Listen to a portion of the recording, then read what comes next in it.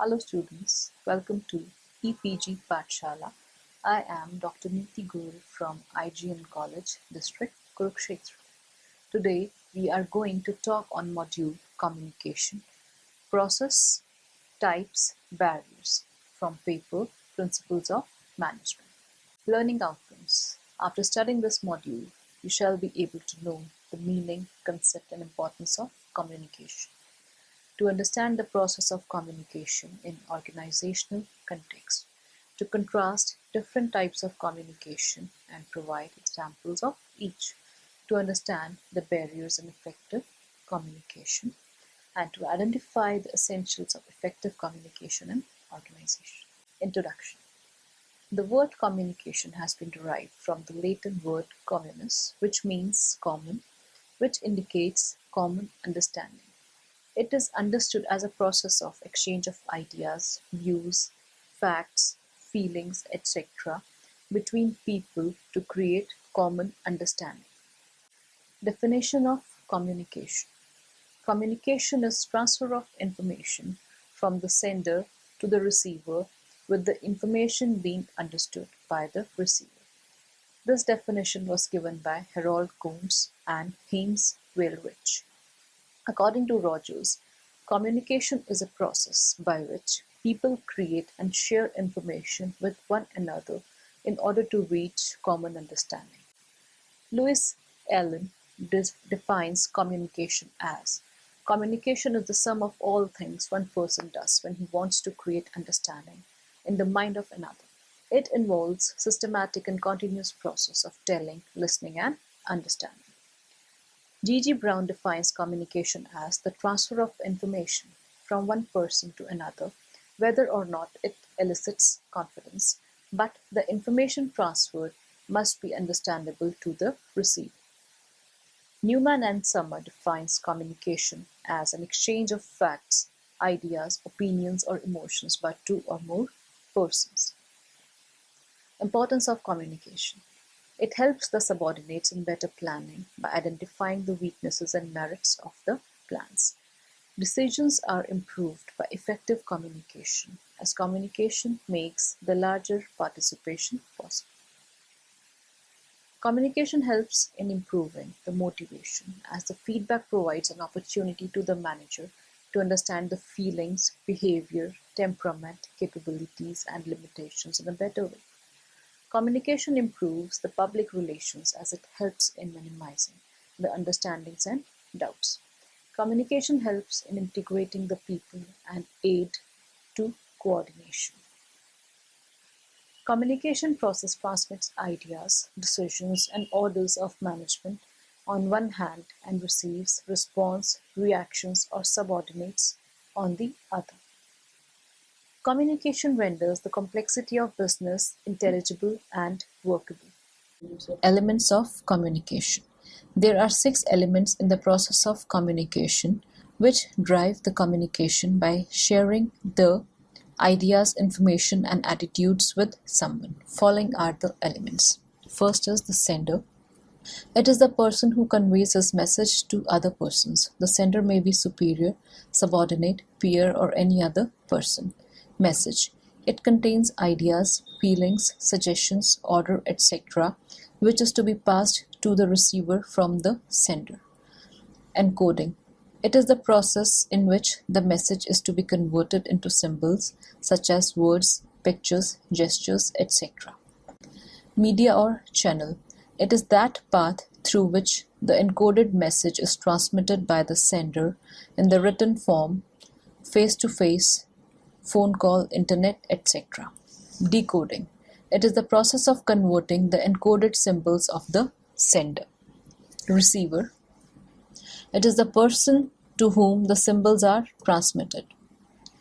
Feedback. Feedback is necessary to ensure that receiver has received the message and understood it in the same sense as the sender intended. Process of communication. Following are the models which are used to understand communication process. Shannon-Weaver model. This model is specially designed to develop the effective communication between sender and receiver. Also, they find factors which affect the communication process, called noise. The model deals with various concepts like information source, transmitter, noise, channel, message, receiver, channel, information destination, encoding and decoding. Elements of the model: information source, selection of desired message from all the messages. Transmitter, the person who transmits the message is the transmitter. He changes the messages into signals. Channel, channel is the medium through which signals are transmitted. Receiver, receiver is the one who decodes the messages from the signal. Destination, destination is the person to whom the message was originally intended for. Noise, noise is the interference with the message traveling along the channel, which may lead to the signal received being different from that sent. According to this model, communication problem can arise at any one of the three levels. Technical level, where one asks the question, how accurately can the symbols of communication be transmitted? The semantic level, where one asks the question, how precisely do not transmitted symbols convey the desired meaning? The effectiveness level, where one asks the question, how effectively does the received meaning affect conduct in a desired way? The figure given below gives the Shannon-Weaver model of communication. It consists of the sender, the message encoded, the channel of message, the decoding of message, receiver, and the noise. Noise is the disturbance in communication process. Berlo's model, or the SCMR model. This model is also known as dynamic process model. SCMR model of communication.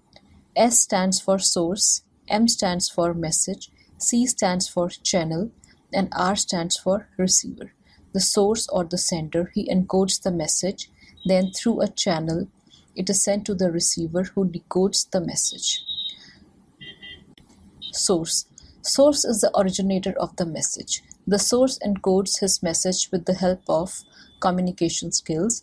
It is the individual's skill to communicate, the ability to read, write, speak, listen, etc. Attitude. The attitude towards the audience, subject, and towards oneself. Knowledge.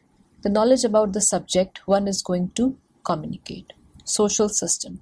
Social system includes the various aspects like values, beliefs, culture, religion, and general understanding of society. It is where the communication takes place. Culture. The culture of particular society also comes under the social system. Message. When an individual converts his thought into words, a message is created. It contains contents, elements, feature, and code. Channel.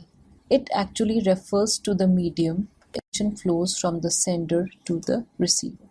It is nothing but the five senses. The five senses which we use are hearing, seeing, touching, smelling, and tasting. Receiver.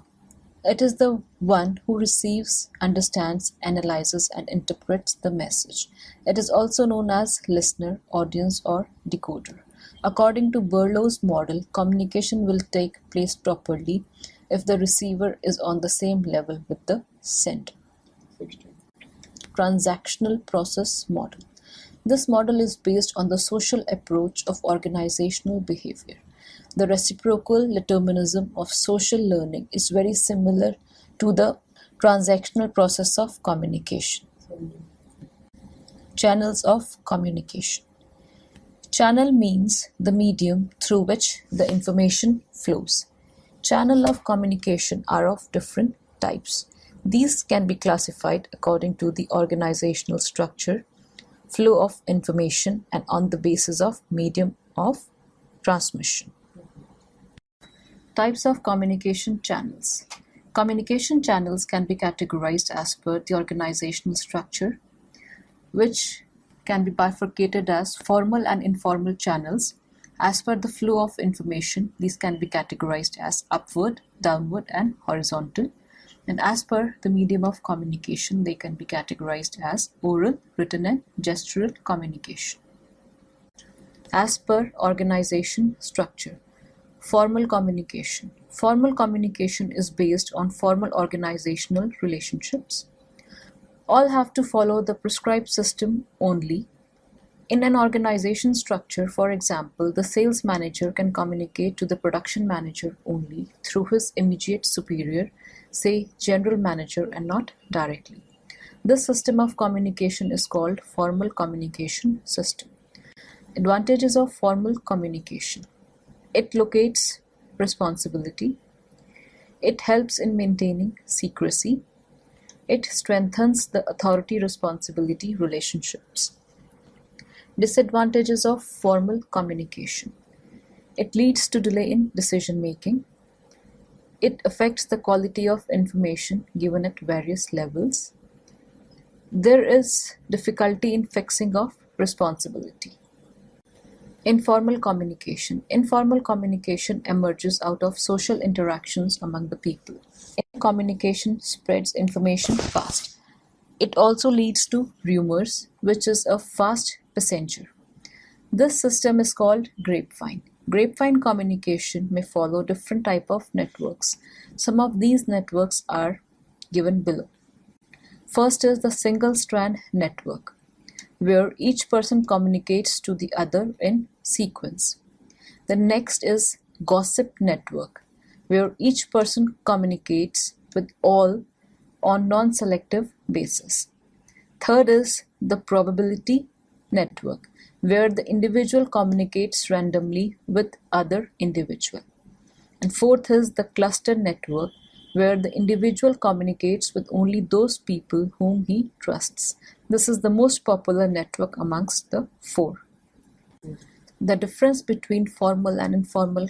Formal communication is based on authority-responsibility relationships, whereas informal communication is based on interpersonal or individual relationships.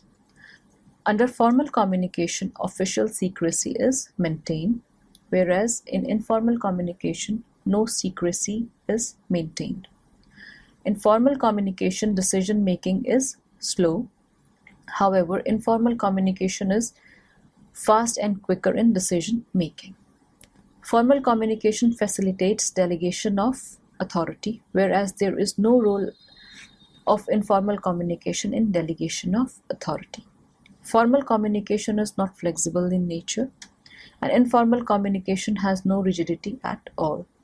Formal communication is expensive, but informal communication is not expensive, or we can say it is less expensive. Formal communication can flow only upward, downward, or in a horizontal direction, but informal communication can flow in all directions. Communication channels as per flow of information. Upward communication. It is often called bottom-up communication. The direction of the flow of this communication is pointed from top level to successively higher levels in the organizations. The subordinates use upward communication to convey their problems and performances to superiors. Grievance redressal system, complaint and suggestion box, job satisfaction surveys all help improving upward communication. Downward communication. It is frequently called as top-down communication. In this communication, normally instructions are issued to subordinates to carry out the work. Downward communication is used by the managers for the following purposes: for providing feedback on employees' performance, orders and instructions about job, directions about understanding the job, organizational policies and procedures, communicating the mission and vision to the employees. Organizational publications, circulars, letters to employees, group meetings, etc. are all examples of downward communication. Horizontal communication. Horizontal communication is also called as cross communication. It is the flow of information between persons of the same hierarchical levels. Managers have to be in constant touch with one another and communicate speedily and effectively about the plan of action and attain organizational goals. In the figure given below, communication channels as per the flow of information have been presented. First, the part A shows upward communication, where communication is flowing from the lower level to the middle level and then to the top level.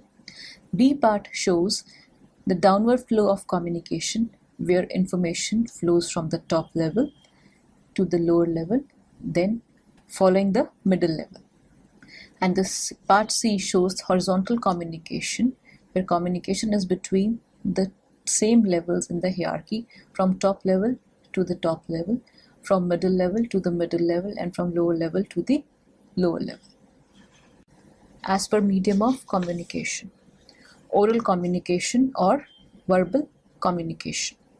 Oral means by spoken words, that is by speech.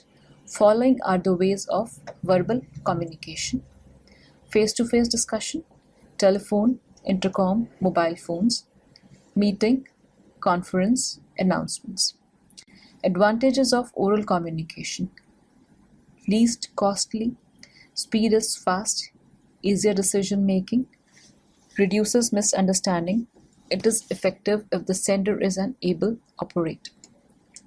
Disadvantages of oral communication: if the sender does not express the information well, it leads to confusion.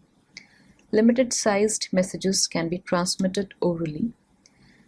If distance is far, then it is not efficient to use this type of communication. Written communication: it means passing the information by written words. It may be in the form of letters or office memos, circulars, bulletins, board notices, policy and procedural manuals, employee handbooks, and performance appraisals. Advantages of written communication: distance is immaterial in case of written communication. It can be preserved as record for future. It is an easy reference and is always readily available. It can be read and understood clearly. It is cost effective. It leads to improved decision making. Advantages of written communication: it is costly for small organizations. There is difficulty in interpreting the tough and high language. Secrecy gets reduced as information can be read by anyone. Difficult to amend once it has been issued. It leads to confusion and misunderstanding if not properly formulated. Gestural communication: this implies conveying the information by using gestures or postures like warm handshake, hugging, and pat on the back within the limits of decency, which help in communicating or motivating. Barriers in communication. First barrier is the semantic barrier, which is due to the different understanding of sender and the receiver of the message. Psychological barriers, which arise due to the different state of mind of both the sender and the receiver. Organizational barriers, which are due to the organizational policies and the organizational setup. Personal barriers, it is due to the attitude and nature of the sender or the receiver. And physical barriers are due to the distance between the sender and the receiver. Semantic barriers. The word semantic comes from the Greek word semantikos, which means significant. For example, a person who uses the word bi-monthly might take the meaning as twice per month, while the person hearing it thinks it means every other month. Semantic barriers arise due to the following reasons: holding different meanings of symbols, badly expressed messages, wrong interpretations, physical noise, faulty translations, unclarified assumptions. Psychological barriers or emotional barriers.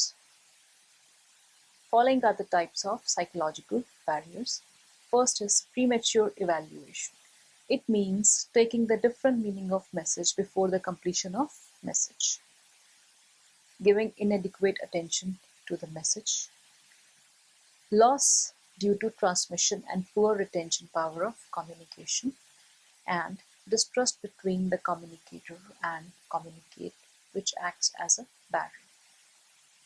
Organizational barriers are of following types: non-supportive organizational policies, rigid rules and regulations in the organization.